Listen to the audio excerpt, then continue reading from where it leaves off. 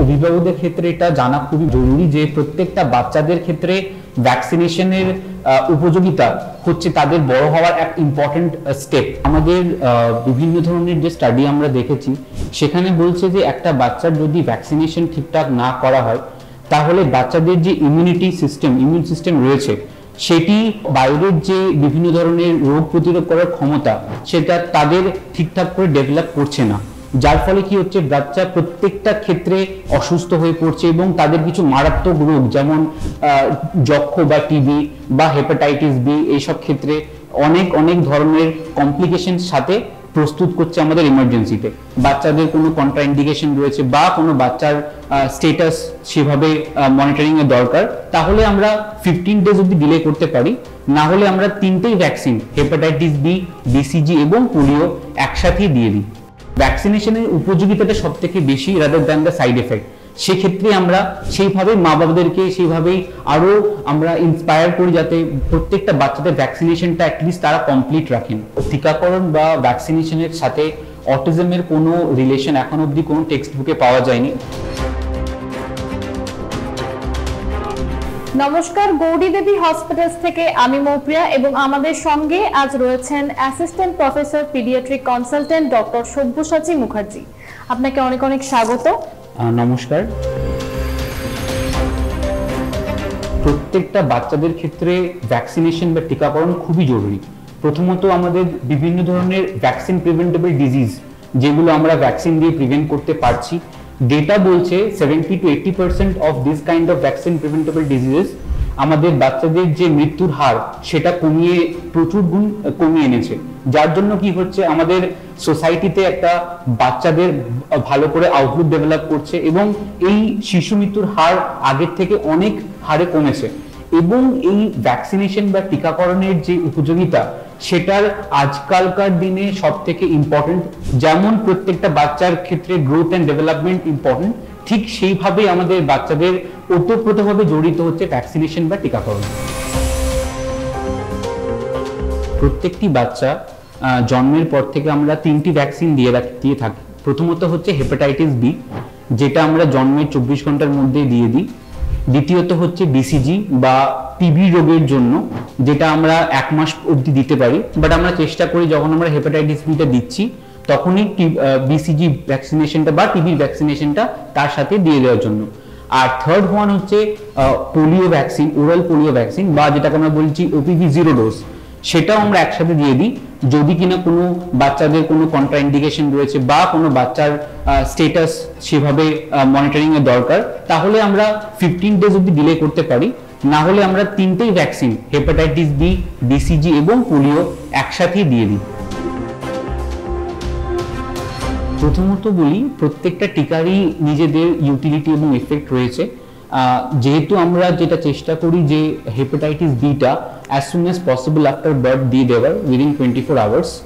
আমাদের কাছে বাকি যে দুটো ভ্যাকসিন রয়েছে বিসিজি এবং ওপিভি, তাদের আমাদের কাছে টাইম লাইন থাকে, যেমন 15 দিন অবধি আমরা ওপিভি দিতে পারি, 1 মাস অবধি আমরা বিসিজি দিতে পারি। তো সেক্ষেত্রে আমরা কিছু হলেও বাচ্চার যদি আমাদের এনআইসিইউতে অ্যাডমিট থাকে কোনো কারণে, তাহলে এগুলো আমরা একটু পরে দিলেও চলবে, বাট হেপাটাইটিস বিটা আমরা as soon as possible after birth দিয়ে দেওয়ার চেষ্টা করি। তার দুটো কারণ, একটা হচ্ছে মায়েদের ক্ষেত্রে কি হয়, যদি আমরা হেপাটাইটিস বি এর স্টেটাস আমরা জানি না বা সেরোলজি আমরা জানি না, সেক্ষেত্রে আমাদেরকে এটা ধরে নিতে হয় যে বাচ্চাদের ক্ষেত্রে কোনো ধরনের ট্রান্সমিশন হওয়ার সম্ভাবনা থাকে। তো সেইটা প্রিভেন্ট করার জন্য আমরা as soon as possible hepatitis beta সব থেকে প্রথমে দিয়ে দিই। এবং সেক্ষেত্রে আমরা অনেক ধরনের ভ্যাকসিনেশন দেওয়ার আগে আমরা যেগুলো লোকালগুলো দেখি বাচ্চার হিমোডাইনামিক স্টেটাস কি রকম, সেটা দেখার পর প্রত্যেকটা ভ্যাকসিন আমরা দিয়ে দেওয়ার চেষ্টা করি। আমাদের বিভিন্ন ধরনের যে স্টাডি আমরা দেখেছি সেখানে বলছে যে একটা বাচ্চার যদি ভ্যাকসিনেশন ঠিকঠাক না করা হয় তাহলে বাচ্চাদের যে ইমিউন সিস্টেম রয়েছে সেটি বাইরের যে বিভিন্ন ধরনের রোগ প্রতিরোধ করার ক্ষমতা সেটা তাদের ঠিকঠাক করে ডেভেলপ করছে না, যার ফলে কি হচ্ছে বাচ্চা প্রত্যেকটা ক্ষেত্রে অসুস্থ হয়ে পড়ছে এবং তাদের কিছু মারাত্মক রোগ যেমন যক্ষ্মা বা টিবি বা হেপাটাইটিস বি এইসব ক্ষেত্রে অনেক ধরনের কমপ্লিকেশন সাথে প্রস্তুত করছে আমাদের ইমার্জেন্সিতে। সেক্ষেত্রে তাই বলা হচ্ছে যে বাচ্চাদের ভ্যাকসিনেশনটা এখন প্রত্যেক ক্ষেত্রে উপযোগী এবং আমাদের ভারতীয় সরকারও এই দিকটা ভালোভাবে দেখছে, যাতে বার্থ ভ্যাকসিনেশনের সাথে সাথে বাকি যে ভ্যাকসিনগুলো আছে তাদের কভারেজটাও অনেকটা বাড়ানো যায়, যাতে কিনা বিভিন্ন ধরনের রোগের বা প্রতিরোধ করার ক্ষমতা আরো বেড়ে ওঠে বাচ্চাদের শরীরের পক্ষে। প্রথমত আমাদের সাইড এফেক্ট বললে সেটাকে আমরা পিডিয়াট্রিক্সের টার্মে বলি adverse effect following immunisation, AEFI। তো এইটা বেসিক্যালি দু ধরনের হয়, একটা হচ্ছে লোকাল ইফেক্ট, একটা সিস্টেমিক ইফেক্ট। লোকাল ইফেক্ট বলতে বাচ্চার জ্বর আসতে পারে, সেক্ষেত্রে আপনাকে টেম্পারেচারটা মনিটরিং করতে হবে এবং বাচ্চার হাইড্রেশন স্ট্যাটাসটা আপনাকে দেখতে হবে। যদি টেম্পারেচারটা না কমছে, পারসিস্টেন্টলি ফিভার আসছে, তাহলে আপনাদের কাছে যিনি পেডিয়াট্রিশিয়ান আছে তাকে কনসাল্ট করতে হবে।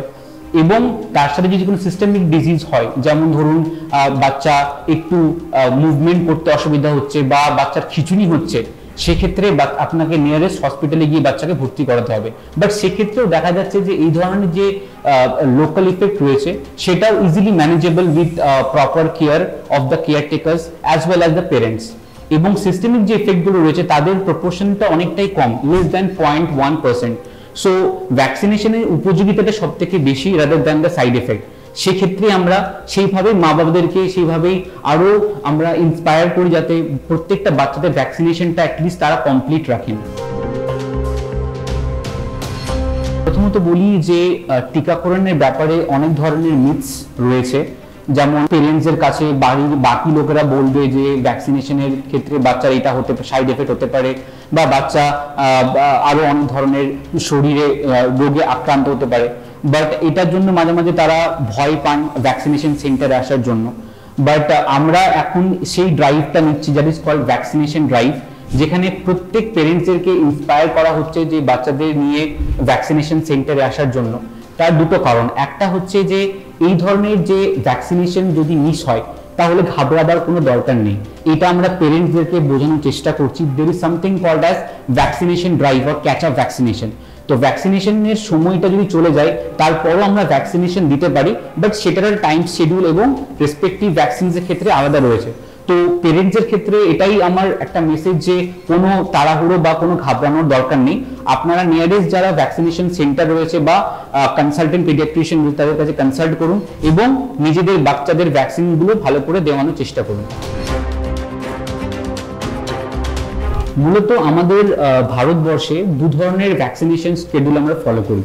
প্রথমত হচ্ছে একটা যেটা আমরা বিয়ার মিনিমাম ভ্যাকসিনস দিই, সেটা গভর্নমেন্ট অফ ইন্ডিয়া দেয়, সেটাকে বলে ন্যাশনাল ইমিউনাইজেশন শিডিউল। আর একটি ভ্যাকসিনেশন আমরা ফলো করি, সেটা দিচ্ছে that is guided by Indian academy of paediatrics. সেখানে বিয়ার মিনিমাম যে ভ্যাকসিনসগুলো দেওয়া হচ্ছে তার সাথে কিছু অপশনাল ভ্যাকসিনস আমরা দিচ্ছি।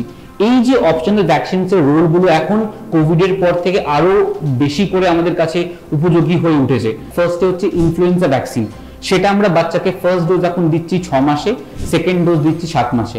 তার সাথে টাইফয়েড ভ্যাকসিন 9 মাসে দেওয়া হচ্ছে, তার সাথে হেপাটাইটিস এ 12 মাসে দেওয়া হচ্ছে। তো এই কয়েক 4-5টা ভ্যাকসিন যেগুলো অপশনাল ভ্যাকসিন, যাদের রোল আগে খুব কম ছিল, কোভিডের পরে এদের উপযোগিতা এবং এদের রোলটা আরো বেশিভাবে স্টাডি করা হয়েছে বাচ্চাদের ক্ষেত্রে, এবং এরাও equally important for the immune system. So সেক্ষেত্রে এগুলো দেওয়ানোর ব্যবস্থা আমরা করছি specifically for each and every children. প্রথমত প্রিম্যাচিওর বাচ্চাদের ব্যাপারটা বুঝতে হবে। প্রিম্যাচুরিটি আমরা অনেক ধরনের দেখি, একটা হচ্ছে আর্লি প্রিম্যাচুরিটি আর এক্সট্রিম প্রিটার্ম, যে বাচ্চারা 28 সপ্তাহের আগে হয়। একটা হচ্ছে লেট প্রিটার্ম, যারা 32 সপ্তাহ 34 থেকে 35 সপ্তাহে হয়। তো সেক্ষেত্রে প্রত্যেকটা বাচ্চার ক্ষেত্রে যদি বাচ্চারা স্টেবল থাকে, স্পেসিফিক্যালি 34 সপ্তাহ অ্যান্ড অ্যাবাভ বাচ্চারা যদি স্টেবল থাকে, ফিট ঠিকঠাক করে নেয়, তাহলে আমরা যেমন টার্ম বাচ্চাদের ভ্যাকসিন করি তেমনি আমরা বাচ্চাদের ভ্যাকসিনেশন দিই। কিন্তু যদি বাচ্চা আমাদের এনআইসিউতে অ্যাডমিট থাকে বা কোনো কারণে কোনো শ্বাসকষ্ট বা অন্য কোনো অসুবিধা রয়েছে বাচ্চাদের, তাহলে আমরা সেটা ডিলে করতে পারি। কতটা ডিলে করতে পারি? প্রথমত হচ্ছে যে প্রিটার্ম বাচ্চাদের ক্ষেত্রে যদি বাচ্চার ওজন 2 কেজির কম হয়, তাহলে আমরা সেক্ষেত্রে স্পেসিফিক্যালি যদি মেনশন করতে চাই, বিসিজি বলে যে ভ্যাকসিনটি রয়েছে সেটা আফটার 4 উইকস দিই। যদি বাচ্চাদের ওয়েট সেক্ষেত্রে প্রিটার্মদের ক্ষেত্রে 2 কেজি বেশি থাকে, তাহলে আমরা যেমন ভ্যাকসিন দিচ্ছি ওয়েল বেবির মতন সেরকম ভাবেই দিই। তো সেটা ডিপেন্ড করছে বাচ্চার হিমোডাইনামিক স্ট্যাটাস কিরকম, বাচ্চা কোনো ধরনের রেসপিরেটরি সাপোর্ট পাচ্ছে কিনা, যেমন ভেন্টিলেশন বা আমাদের সিপ্যাপে রয়েছে কিনা। বা বাচ্চাদের ফিডিং এর কোনো সমস্যা হচ্ছে কিনা। তো অনেকগুলো ফ্যাক্টরস দেখার পর আমাদের বাচ্চাদের স্পেসিফিক্যালি প্রিটার্মস এর ক্ষেত্রে ভ্যাকসিনেশন ডিসাইড করতে হয়। টিকাকরণ বা ভ্যাকসিনেশনের সাথে অটিজমের কোনো রিলেশন এখন অবধি কোনো টেক্সট বুকে পাওয়া যায়নি। বিভিন্ন রিসার্চের দ্বারা এটা প্রমাণিত যে ভ্যাকসিনেশনের অ্যাজ আ সাইড এফেক্ট অটিজমের ক্ষেত্রে কোনো রিলেশন নেই। তো আমরা এটা সেফলি বলতে পারি যে ভ্যাকসিনেশনের বা টিকাকরণের সাথে এই যে রিলেশন টু অটিজম, এটা একটা ভ্রান্তিক ধারণা বা এটা মিথস বলা যেতে পারে। অভিভাবকদের ক্ষেত্রে এটা জানা খুবই জরুরি যে প্রত্যেকটা বাচ্চাদের ক্ষেত্রে ভ্যাকসিনেশনের উপযোগিতা হচ্ছে তাদের বড় হওয়ার এক ইম্পর্টেন্ট স্টেপ। তো সেক্ষেত্রে আমরা বাচ্চাদের যারা কেয়ারটেকার বা পেরেন্টস বা গার্জেন, তাদেরকে আমরা প্রত্যেকটা ভিজিটে যখন ওপিডিতে আসে আমরা এইভাবেই তাদেরকে মোটিভেট করি যাতে প্রত্যেকটা ক্ষেত্রে তারা নিজেদের বাচ্চাদেরকে টাইমলি ভ্যাকসিনেট করে। এবং এই প্রত্যেকটা ভ্যাকসিনেশনই আমাদের Gouri Devi institute of medical science and hospital available. তো আপনারা যদি কোনো বাচ্চাদের ভ্যাকসিন মিসও যাচ্ছে, তারা আপনারা এসে আমাদের ভ্যাকসিনেশন যে সেন্টার রয়েছে এবং পিডিয়াট্রিক ওপিডি রয়েছে, সেখানে আমাদের যে ডাক্তারবাবুদের রয়েছেন স্পেসিফিক্যালি যে কোনো কনসালটেন্ট ইনক্লুডিং উই, আপনারা কনসাল্ট করতে পারেন। আমরা সেভাবেই বাচ্চাদের ভ্যাকসিনেশন প্ল্যান করি এবং এটা আমরা বলতে দ্বিধা রাখি না যে প্রত্যেকটা বাচ্চাদের যেন ভ্যাকসিনেশন কমপ্লিট থাকে, সেটা আপনাদের বাচ্চাদের ক্ষেত্রে সব থেকে বেশি important, and it is in fact life saving also. ডক্টরের কথা আপনারা শুনলেন। এই বিষয়ে আপনাদের যদি আরো কিছু জানার থাকে তাহলে অবশ্যই কমেন্ট বক্সে কমেন্ট করুন। সুস্থ থাকুন, সচেতন থাকুন। ধন্যবাদ।